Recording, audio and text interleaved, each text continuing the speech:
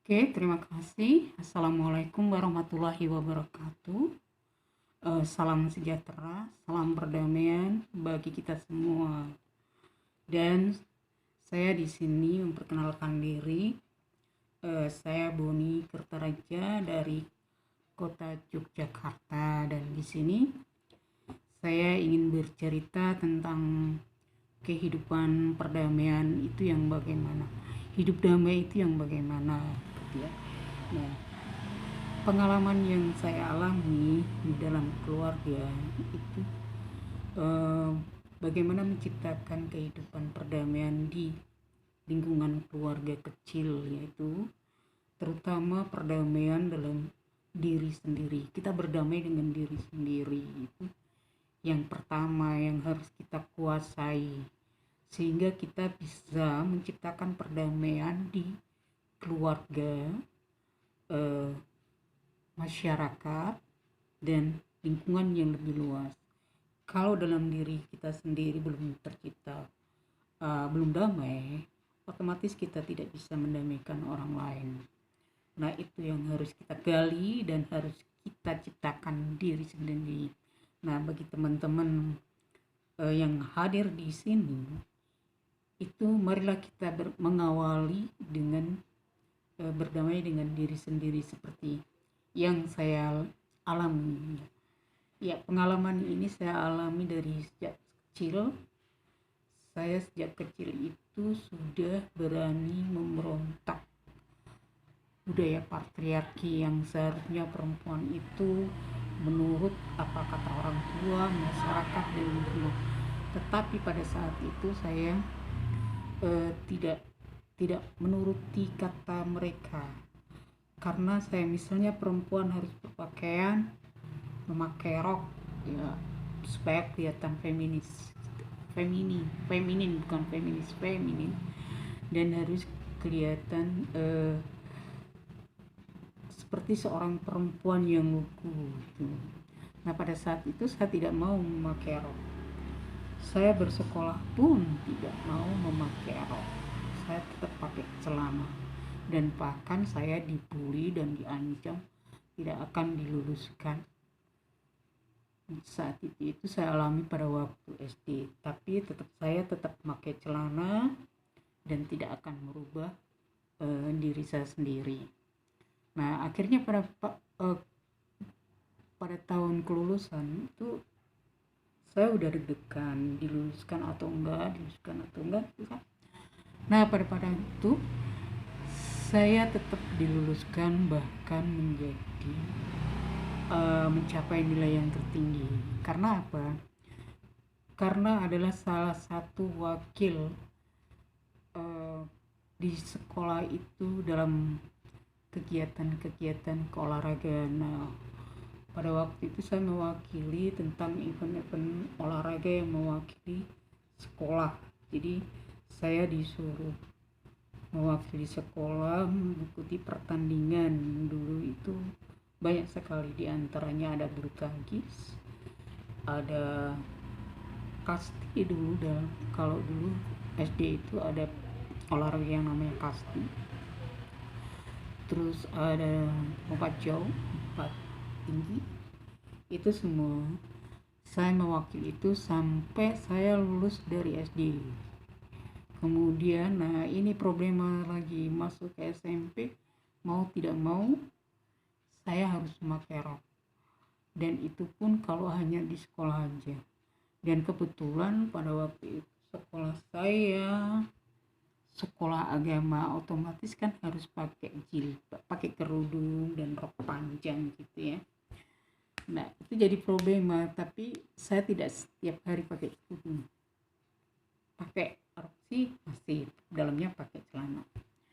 Nah, waktu olahraga tidak pakai kerudung, tidak pakai rok, tapi pakai celana yang agak panjang, kocak-kacak gitu, celana. Nah, seperti itu. Tetap tidak merubah penampilan secara keseluruhan. Nah, waktu SMA saya juga agak itu, tetap saja saya memakai rok pada waktu, karena menghormati Tidak ada yang sekolah pakai celana, ada pada waktu itu ya aku terpaksa sih masuk sekolah situ. Nah setelah itu tapi tetap saya pakai celana. Nah pada setelah itu sekolahan itu semua dirombak, semuanya pakai celana. Sampai sekarang sekolah-sekolah itu sekarang pakai celana, jarang yang pakai rok, kecuali yang ada di kota-kota modern itu ya sekarang ini. Nah itu pengalaman saya dalam kehidupan itu. Nah kalau saya belum berdamai dengan diri saya sendiri, saya tidak mungkin melakukan hal itu. Dan di situ pun saya menyadarkan kepada orang-orang bahwa tubuhku adalah milik dan bukan milik kalian. Tubuhku tidak bisa diatur-atur oleh kalian. Nah itu salah satu kita berdamai dengan diri sendiri, baru kita mendamaikan orang lain. Nah di situ. Nah pada waktu itu setelah saya lulus dari itu, saya sih melanjutkan tapi di akademi. Di akademi ini saya juga diharuskan pakai rok karena kayak ikatan dinas itu. Saya paling susah di situ. Nah akhirnya saya tidak bertahan lama, cuma setahun di situ saya keluar. Dan saya kemudian melalang buana hingga ke pelosok tanah air.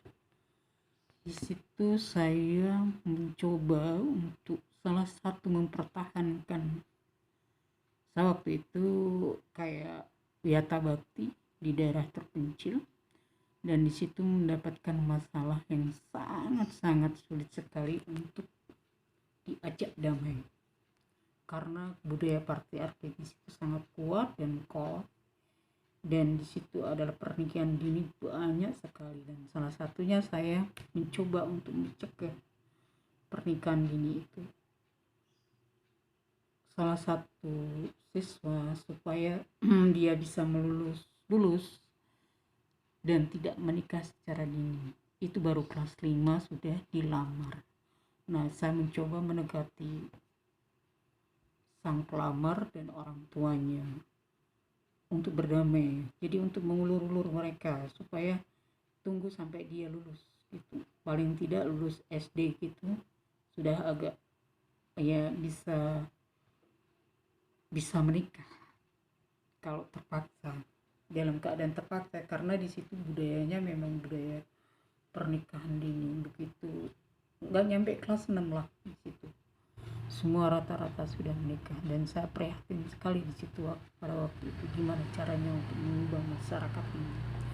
Nah saya ngobrol-ngobrol dengan guru-gurunya, dan di situ mencoba perlahan-lahan untuk mengurangi pernikahan dini itu. Nah akhirnya terjadi ada peningkatan, jadi banyak yang meneruskan ke SMP, ke SMA sampai sekarang. Dan sekarang sudah kayaknya sudah berubah, pernikahan dini sudah berkurang, walaupun di pelosok yang lain masih ada. Nah itu salah satu perjuangan saya untuk mendamaikan atau menwujudkan perdamaian, supaya situ terjadi tidak ada pemaksaan lagi dan tidak ada lagi pernikahan dini. Nah itu pengalaman kehidupan saya yang saya alami, dan yang saat ini saya alami lagi adalah pendampingan kasus. Saya saat ini masih mendampingi kasus perkosaan terhadap perempuan dan anak dengan disabilitas. Nah di sini banyak sekali kasus-kasus yang tidak terungkap dan tidak bisa diselesaikan dengan damai. Nah tapi saya tetap berjuang bisa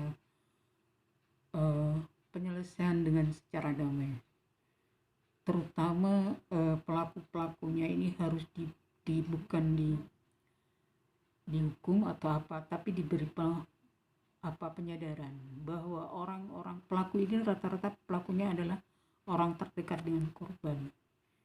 Jadi paling tidak kita memberikan penyadaran, pengertian, pemahaman tentang bahwa ini kekerasan tidak baik. Seharusnya orang ini dilindungi, bukan dijadikan korban.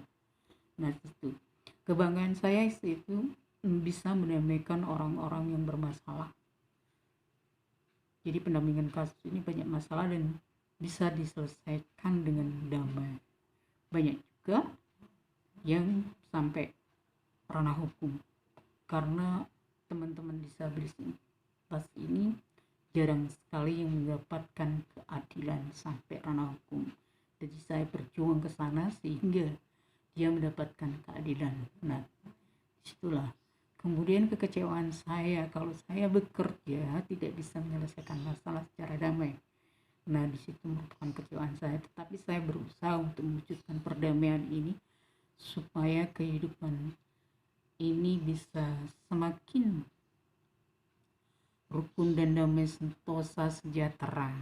Nah, gimana caranya? Ya, saya belajar bersama dengan IWBKI dan di situ saya mendapatkan ilmu yang banyak dan bisa diterapkan di masyarakat, dan saya akan mengkampanyekan bahwa AWBKI ini adalah lembaga atau perkumpulan perempuan internasional yang concern terhadap perdamaian dunia.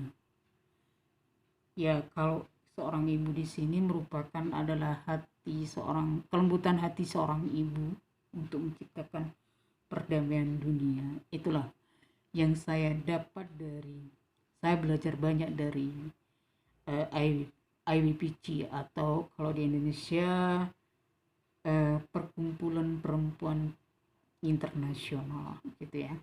Ya, itu mungkin nanti bisa teman-teman belajar bersama dengan ibu-ibu dosen di sini dan bisa menciptakan perdamaian melalui diri sendiri dulu, baru keluarga, masyarakat, dan lingkungan. Semoga cerita saya bisa bermanfaat dan bisa diambil manfaatnya dan bisa diimplementasikan di masyarakat oleh teman-teman sekalian. Dan terima kasih. Assalamualaikum warahmatullahi wabarakatuh.